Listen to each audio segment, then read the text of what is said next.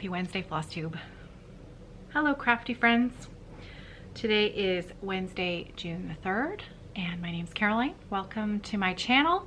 I'm going to be starting today's video a little bit differently than I normally do. I am going to be discussing a little bit the recent events that have been happening, and so if you would like to skip forward ahead a few minutes, I will be talking about crafty things a little bit later in the video. So if you just flip forward a few minutes, I recognize that discussing these things on Flosstube or on social media lately, where these are typically places where people go to have a little bit of respite from the daily news for their mental health, and I fully recognize that normally in circumstances on a day-to-day basis in my daily crafty chat videos, I really try hard to focus on the positive for my mental health and to find just a little bit of joy in my day. However, I think that at some point there are certain things that not saying something is problematic, and I think that, you know, there comes a time where these things, you know,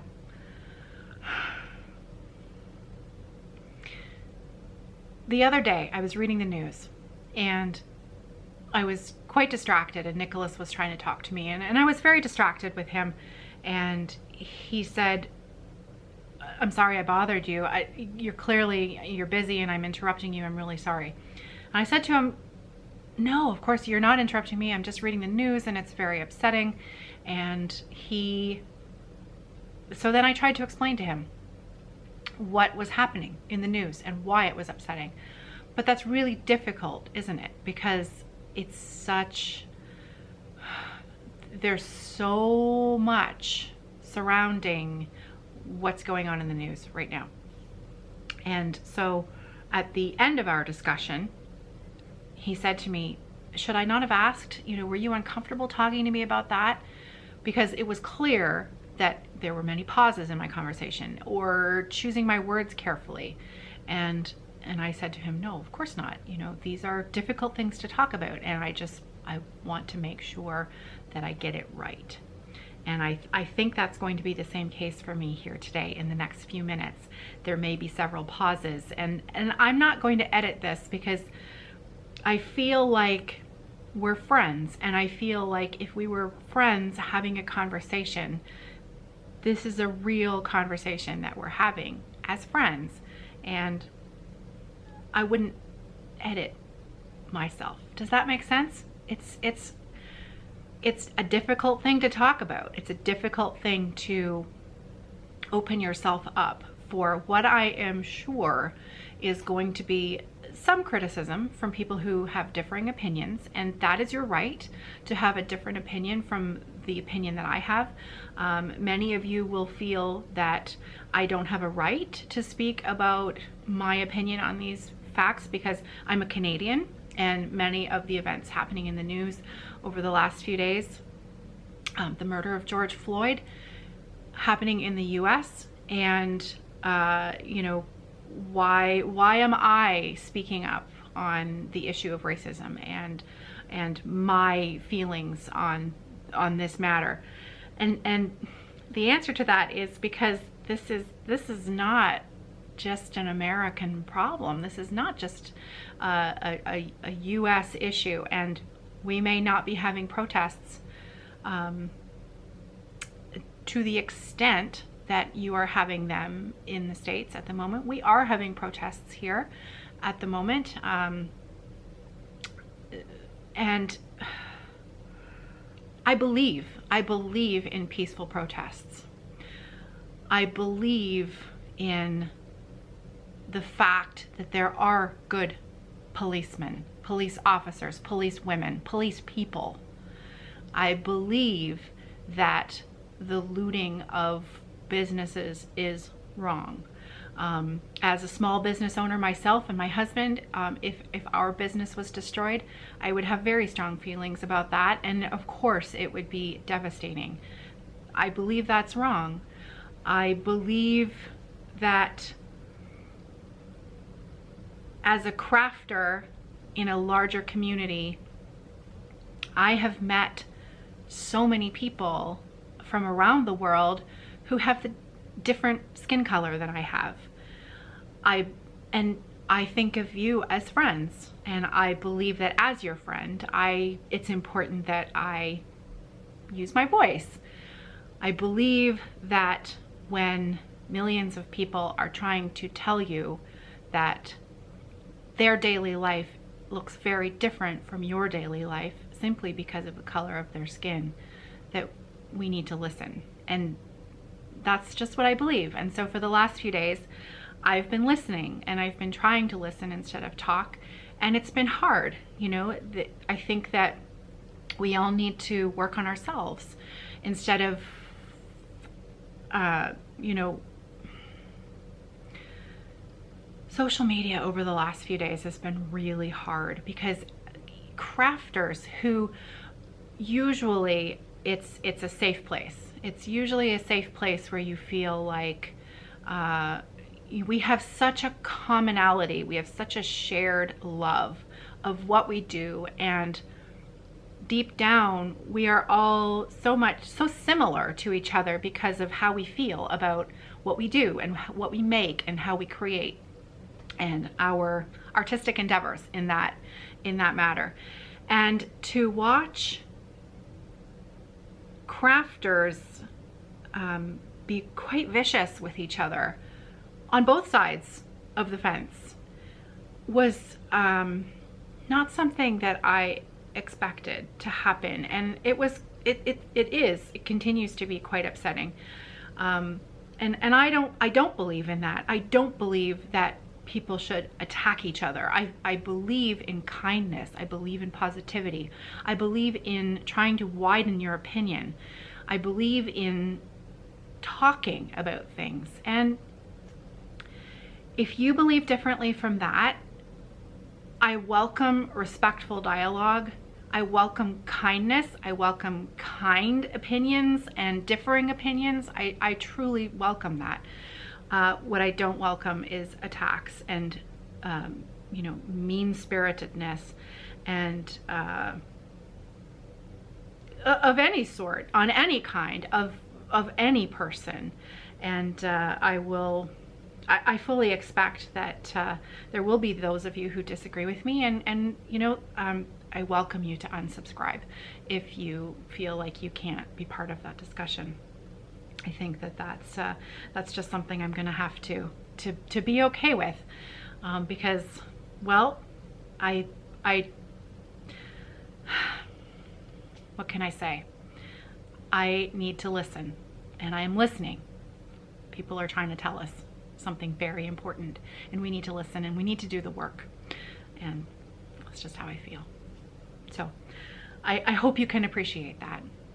So okay, so now I'm gonna go and take a little break. I'm gonna go make a cup of coffee, and I'm gonna reset, because I do truly believe that the one thing that brings our crafting community together is our shared love and passion for what we do. And I have been doing some stitching. I'm feeling in a better mental place today than I have been for the last couple of days. I haven't wanted to record when I've been feeling, I've been pretty low the last couple of days, and I think it's okay to admit that. I know that many of you are always commenting on how positive I am, and that you come for the brightness and the positivity, and I really do try to live like that. But there are times when that's just not possible, and that's okay, because sometimes life is just, you know, it's hard. It's really hard. And you combine everything that's been going on in the world in the midst of a global pandemic. I'm not feeling 100% myself. Many of you know that I'm awaiting gallbladder surgery. Luna broke out in the worst hives she has ever had on Monday. I still don't know what she got into. I think she might have eaten a piece of grass on a walk that we were on the weekend. And I literally have, like, she's only broken out in hives like that one other time. So I was worried about her. And it's been you know, and I think we are all in similar yet different situations. So we're in the same sea. Our boats may look a little different, but we're all, you know, we're all floating along in the same sea. So I'm gonna go and make a coffee, and when I come back, we're gonna talk about cross stitch. So I'll be right back. That's good. Okay. Thank you. Thank you for listening to me. I'm sure that I didn't get it all right.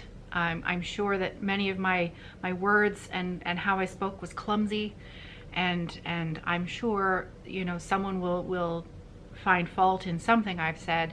All I can say is that I've done my best to stand up for my friends and say that we all need to do some work on ourselves, me included. I am not exempt from that belief. Okay, cross stitch.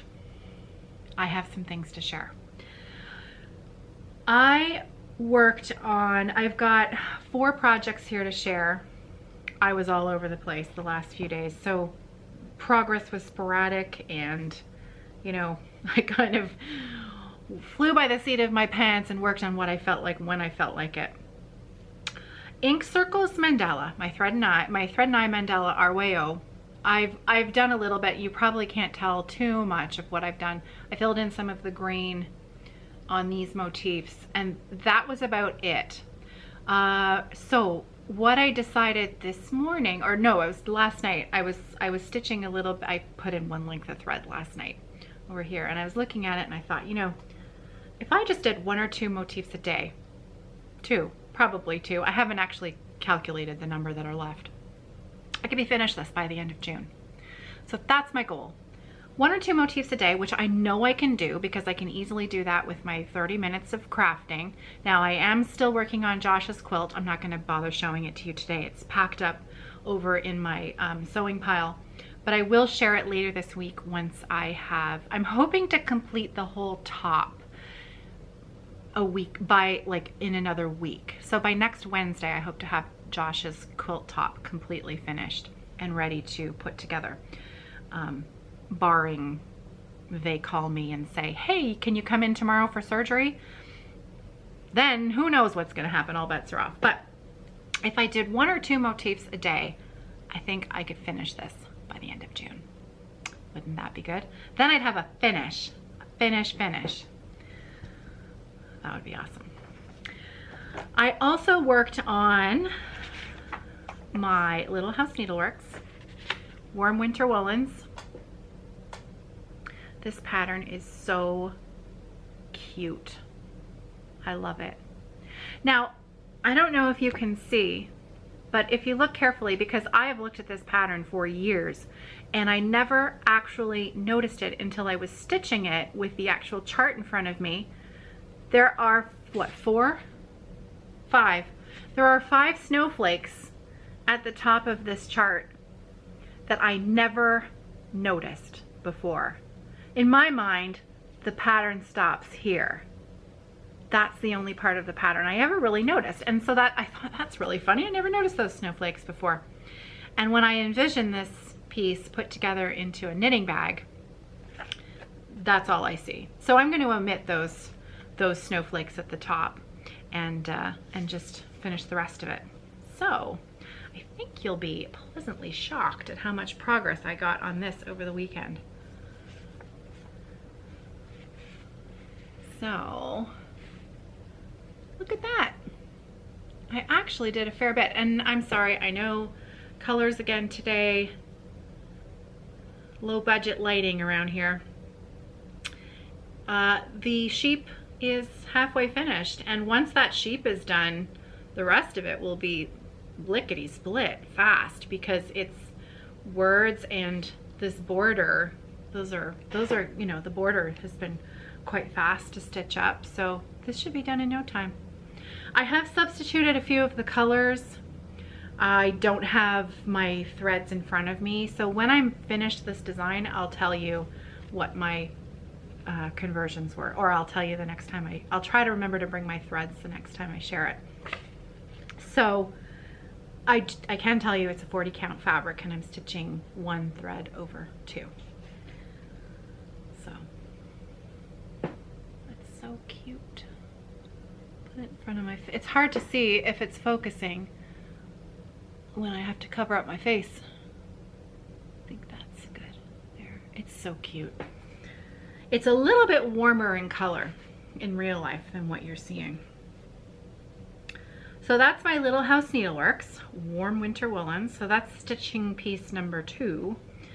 Stitching piece number 3 is my Lila Studios with the needle too. And I don't have the cover photo here with me, but I've shown it enough times.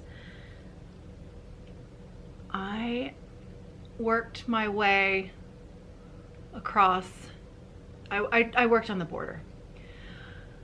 I must have spent an hour, maybe even an hour and a half, tossing my floss stash.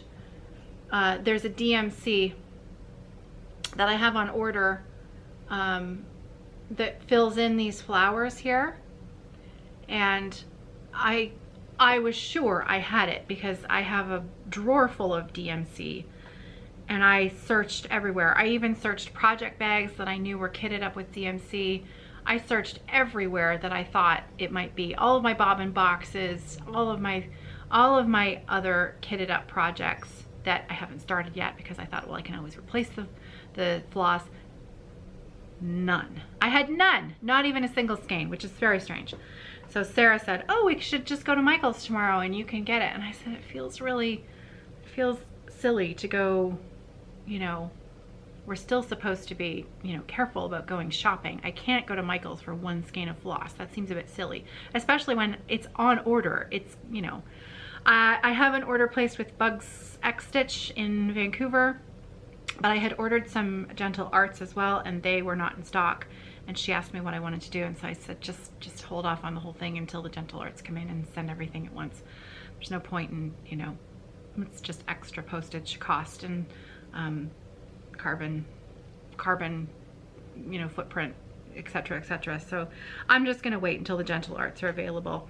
Heaven knows there's enough other stitching on here that I can do that I can just leave those flowers blank for now. So the border is really pretty. So let me bring it up nice and close so you can see. It's just that it's a triple line of stitching. It's a Classic Colorworks English Ivy is the green, and it's that perfect green for a sort of floral border. And this is 40 count R&R reproductions in Patriots Brew and the called for colors. Lila Studio, it is beautiful, and I know for a fact that there are several of you out there who have purchased the pattern and are starting it along with me, and I love that. It's so fun. It is so fun. My Glendon Place Hope and Strength stitch along, I have put in a couple of lengths of floss, but it's on my floor frame upstairs, and I thought if I take it off, then it might take me a couple more days to get it back on, because it'll just get, you know, when I podcast, sometimes I get distracted by something else that I'm looking at, and then I might spend a little bit more time on that, and something that I've taken off my floor frame takes longer to put back in place.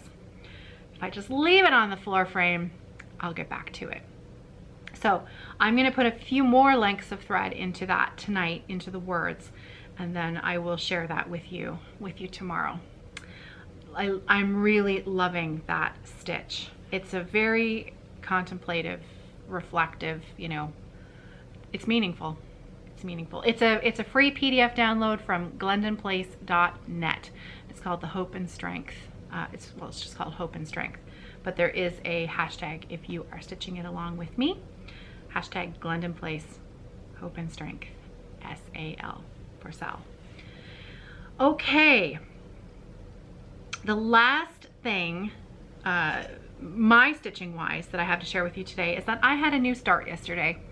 And it's an unashamed new start because I just thought now was the time to start Emily's House by Lindy Stitches. Emily is the Emily of Eclectic Possessions. Many of you know her and watch her on YouTube, her videos, her stitching, her person.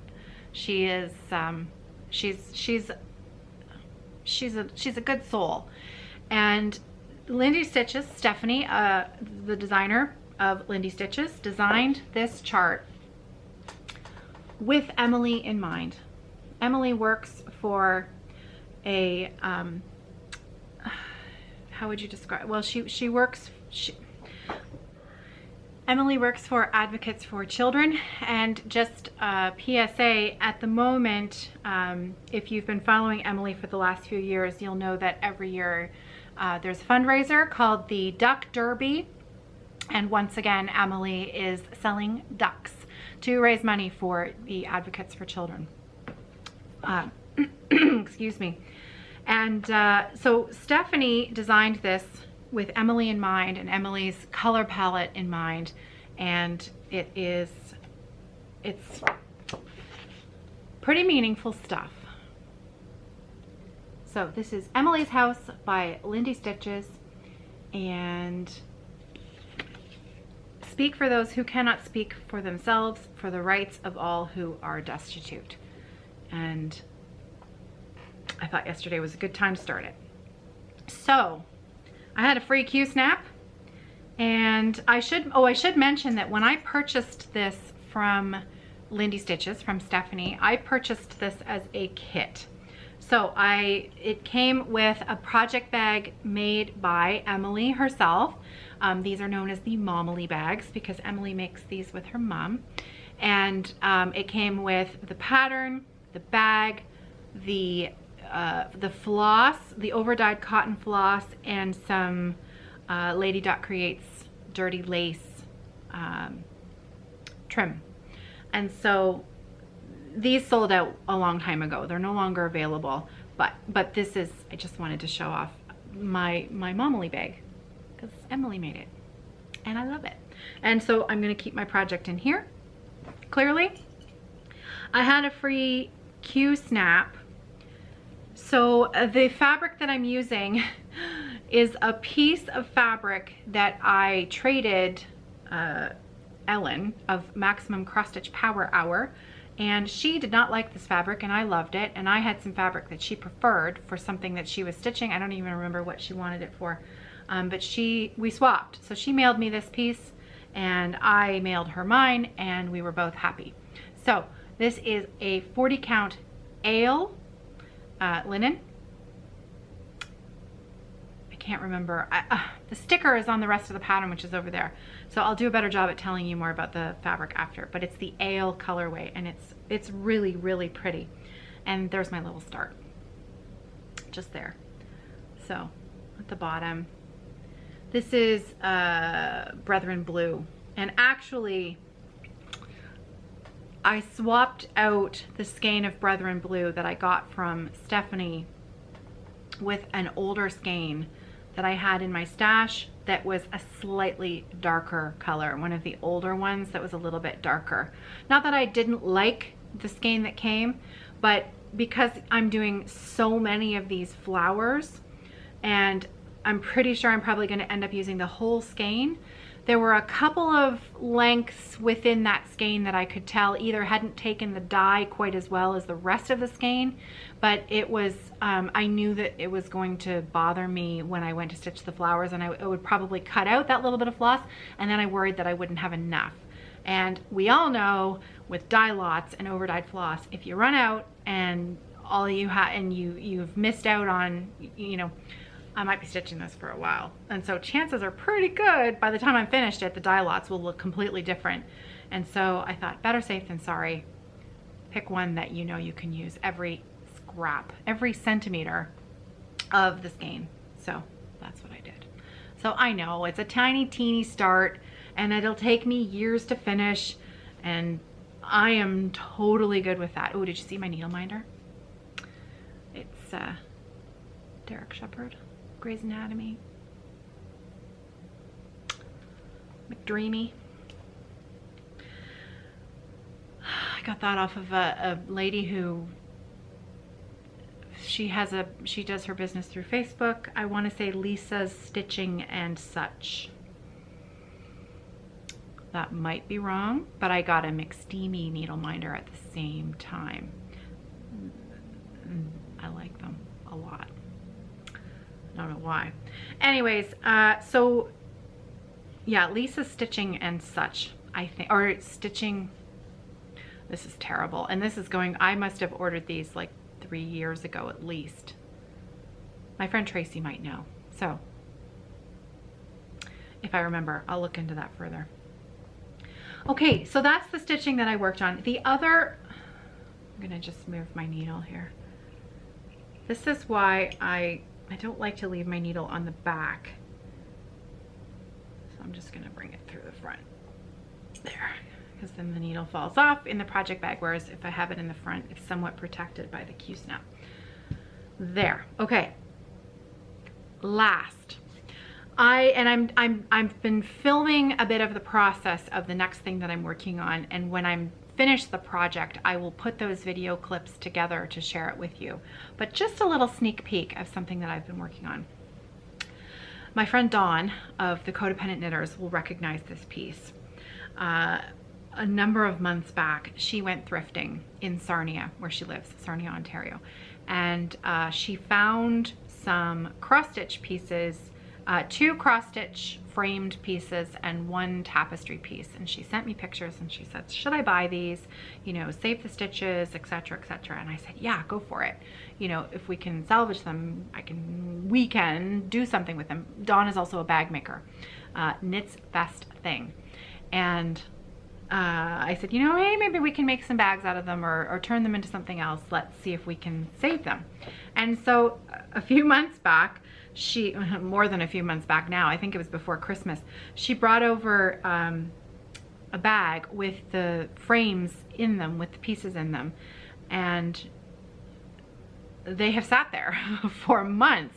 And I've been looking at them for months because, again, just like with Josh's quilt, you have these pictures in your mind of what you want it to look like, and you're not quite sure you can, you know, make it come to life. So I thought, enough is enough. What's the worst that can happen? And so I took the frame apart and I took the piece out, and I'm gonna save what I discovered when I took the piece out until I put that video clip together. But I just thought I would show you the stitching. This is the stitching that I'm talking about. So this has been a piece that was saved from the thrift store, from the Goodwill, and I did wash it, and I've had a little bit of bleeding from the red thread, a tiny bit. I washed and rinsed, washed and rinsed, washed and rinsed. I did everything I was supposed to do, and I did have a little bit of bleed through. I think you can see it there. There. Anyways, it's pretty faint, and some stitcher put a heck of a lot of work into this, and I'm honored to turn it into something usable and enjoyable so that the stitching can have a new life. So I'm going to turn it into a project bag, a flat one for cross stitch. And I'm thinking like a giant one, like 11 by 17, because it's a pretty big piece. Either that or an 11 by 14. I'm not sure yet. I have to puzzle it out a little bit more. But I have the fabric picked out that I'm going to make the bag with, and I have some ideas about what I'm going to do. So I am not going to film the process of how I make my project bags. I think that there's still a little bit of, you know, it's my business, and there are enough other project bag making tutorials out there. But I'm happy to share with you, you know, kind of how I piece this together and turn it into, you know, the parts that are needed to go together into a bag. It's not rocket science what I do, but I don't think I need to make a video about it. So yeah, those little birds are so pretty. So I'm quite pleased that I've at least started the process of turning this into something else that will be, you know, give it new life. Okay, so that's it for me today. It is Wednesday. I still have a full cup of coffee over there. It is now noon. Nicholas has requested craft dinner for lunch today. He hasn't had it in quite a while, so I agreed that I would make him that for lunch. And I suspect after he eats it, 5 minutes after he eats it, he'll be asking for something else. That's how it's been going around here the last little while. He is now as tall as Sarah. He has been growing like mad. So I'm not surprised that he is eating so much, because he's growing really, really fast. Okay, so that's it for me today. Thank you for being here. Thank you for listening. Thank you for being a friend. And I will see you again tomorrow. Happy stitching, everybody. One more thing, I forgot. I'm not going to put in clips today of people stitching that they've sent me. And I know that I do still have some emails to share. I'm going to save that until tomorrow, if that's okay with you. I would rather that today was just a standalone episode, no music at the beginning and end.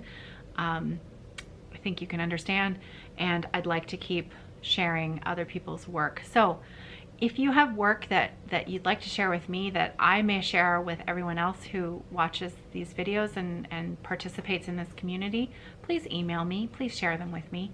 Caroline@evertote.com. I'd love to be able to share them at the end of the video. It's really become one of my favorite parts of the video.